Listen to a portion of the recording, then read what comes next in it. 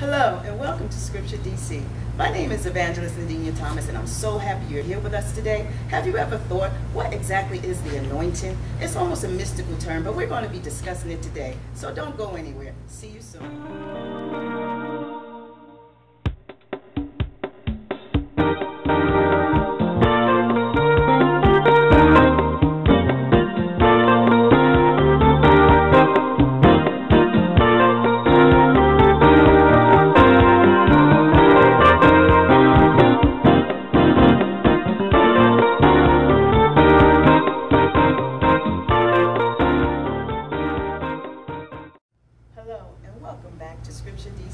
My name is Evangelist Nadine Thomas, and we have a fabulous guest today, Mother Yvette Whitehurst. Mother, thank you so much for coming. It's an honor. And definitely a pleasure for me too. Yes. Thank you for coming. We will be discussing, as I had said earlier in the opening, the anointing. And I believe we're going to go down the road, the cost of the anointing of God. But before we go ahead and delve into the scripture, we're going to be coming from Luke 4. We're going to let Mother introduce herself. Mother? Okay, my name is Mother Yvette Whitehurst, and I am a member of the Abundant Life Family Worship Church in New Brunswick, New Jersey. My bishop is Bishop George C. Wright and Pastor Mary C. Wright. Oh, bless God. Bless God. Just to introduce myself a little, I just would rather just say that I'm a servant. That's all right. A servant of God. That's all right. Called to be a mother of Zion in the Lord's Church. Amen. And to mentor many people in the Word of God, and just to hold their hand and assist them as they go along their journey through salvation into destiny. Amen. So that is pretty much enough about me. Thank you, Mother. I'm standing in a humble place. I That's just all want right. to Thank you just for that. remain a servant of the Lord. Thank you very much for that. And as I said, we will be going to Luke 4. We're going to read verses 17 down through verse 20. I'll be reading from the New King James Version of the Bible. Yes. Verse 17 reads as thus, "And he was handed the book of the prophet Isaiah. And when he had opened the book, he turned to the place where it was written, 'The Spirit of the Lord is upon me, because he has anointed me to preach the gospel to the poor. He has sent me to heal the brokenhearted, to proclaim liberty to the captives, and recovery of sight to the blind, to set at liberty those who are oppressed, to proclaim the acceptable year of the Lord.'" Verse 20 reads, "Then he closed the book, gave it back to the attendant, sat down, and the eyes of all who were in the synagogue were fixed on him." Him meaning Jesus, our Lord and Savior. I love this passage in Luke. Mother, when I read it, I want to tell you how I really want to read it. I want to read it like this: "The Spirit of the Lord is upon me, because he has anointed me." You know what I'm saying? That's how I really want to read it, Mother. But when you read this, tell me, what does this say to you in Luke 4? Okay, as I was given this topic to discuss, it's a very familiar topic for me, because I understand the cost of the anointing, not just through reading the scriptures, but through walking it out. I have walked out and paid dear price for everything that I am doing in the kingdom of God. And although we read from 17 to 20, I took the time to go through and look at the whole chapter. That's because Come on, a lot of times we'll look at a scripture and just read it where it is, but I like to read it in its full context to know exactly what it is that the Lord is saying right here. And the first thing I looked at all the way back to the beginning of the chapter, because number one, there is a pattern that is here in this passage of scripture that shows us exactly what it takes to be anointed. Jesus is our ultimate example on how to live and which way we're supposed to go. So we can't skip past his example.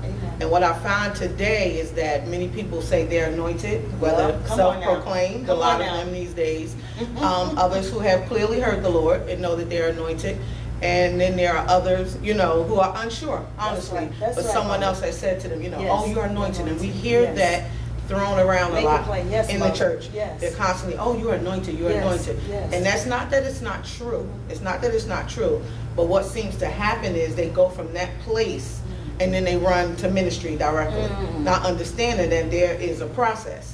And there is beyond anything a cost. And in Luke 14, I believe it's 14:28, it says, when you're about to build anything, you better count up the cost. So even when someone says to you, "You're anointed," you can't just take that and get excited. Run with it, right. You need to take that, and then you need to seek God and find out, well, what is it going to cost me in order to walk in this anointing, and what are you anointed for? Amen. So I went back and I looked at in the beginning of the chapter, and the first thing I noticed is that then Jesus, being filled with the Holy Spirit, returned from the Jordan and was led by the Spirit into the wilderness, being tempted for 40 days by the devil.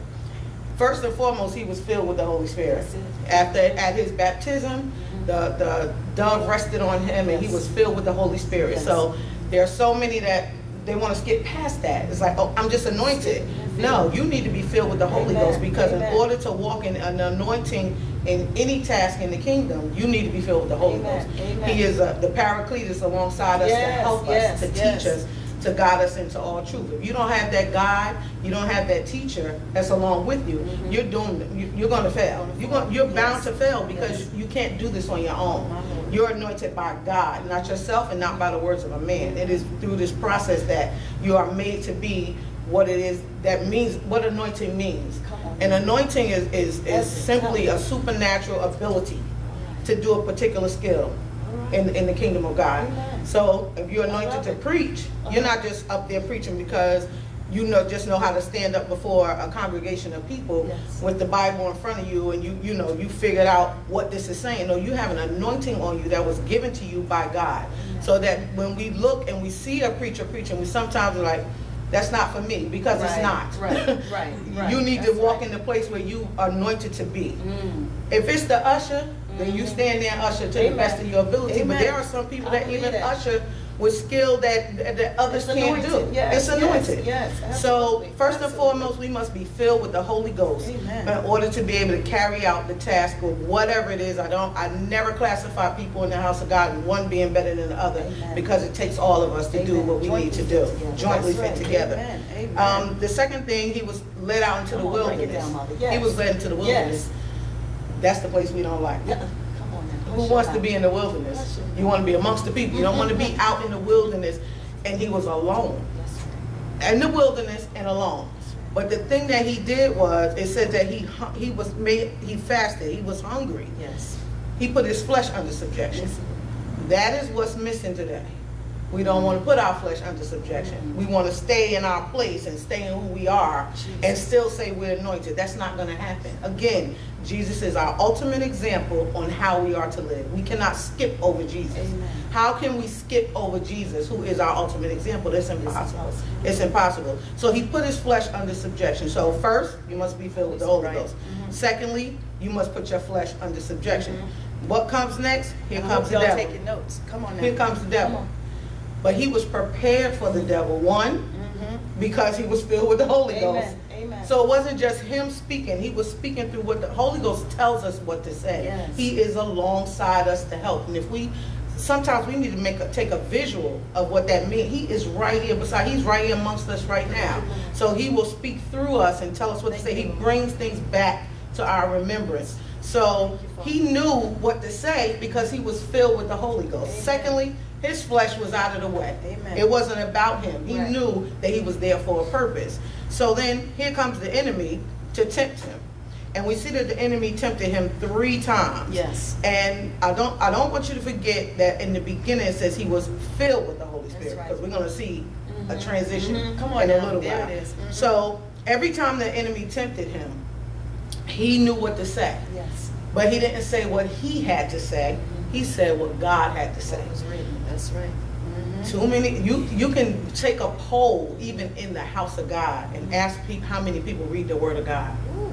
They don't. They depend on the pastor. They depend on the bishop. Whatever they get that Sunday morning is all that they have. They don't have anything else because they don't go home and even open the Bible. They don't take the time to even read the Word. So they don't even know what to say to the devil when he comes to them. So then they come to church, beaten and broken down, even anointed, whether truly anointed, self-appointed, or they just heard it from somebody, but they don't know what to do with it because they have nothing in them to sustain them. They're not filled with the Holy Ghost, and they don't have the Word of God. So when these temptations come their way, they don't know what the correct response is. But Jesus because he was in perfect example, Yes, knew exactly what he needed in order to thwart the devil. That's when right. he came to him with all these, oh, I'm going to give you this. I look out over here. I'll make you the ruler. Listen, we're talking about Jesus. Jesus was already in control. Come on now. This was already his. Already. But here's the enemy playing mind games because he knew his flesh was weak. Yes, yes. A lot of That's times, right. even with fasting, it weakens our flesh, Yes. and we look at it as a negative. But there's a positive to the flesh being put under. And he knew this, so he kept himself in position. He never once said, I need to make myself stronger, so let me see if I can find something to eat. He stayed in position, Yes. understanding that there was going to be a great outcome in the end. My Lord. The cost of the anointing can be so great that you will get to the point where you want to throw in the towel and say, I can't do this anymore. My Lord. This is way too much. But when your eyes are on the end and you keep pressing towards that mark of the high calling in Christ Jesus, you're going to keep on going and you're going to keep on pressing regardless. And I myself have been there many a day where I said, this is a bit too much. Lord, are you sure that I'm supposed to hold on like this?